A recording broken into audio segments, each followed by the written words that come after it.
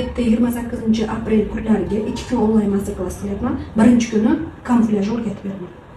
Sochimiz rangini kraskani o'zi bilan ochartirib bering deyishyapti. Kraskani o'zi bilan anaqa bo'lgan yo'qda, narsa sochlarim rangi chuqur bo'lib qolgan yo'q, rang yurgan sari bo'lib qolmadi. Raznobraziy bo'lib qolmadi. Eshityapsizlarmi? Raznobraziy bo'lib qolmadi. Bir xil berdi.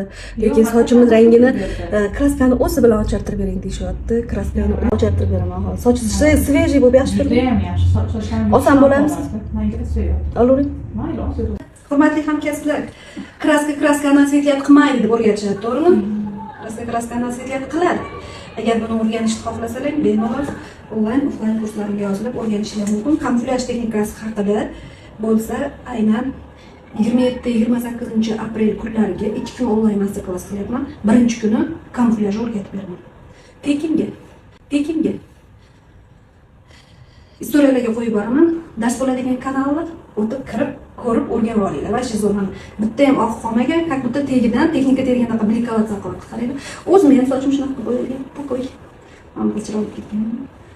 Odamni o'zining yuziga yarashadigan ranglar tanlashdi, to'g'ri rang chiqarishdi, bor bazaga qarab. Mana shular hammasini mazza qilib o'rganib olasizlar. Xohlasangiz onlayn, xohlasangiz offlayn. Sochingiz yumshoq. Срочно projaga borish kerak. Qizingiz kutibdimi? Yo'q. Sitiga borishim kerak degan gaplar kelib bo'ladi menga.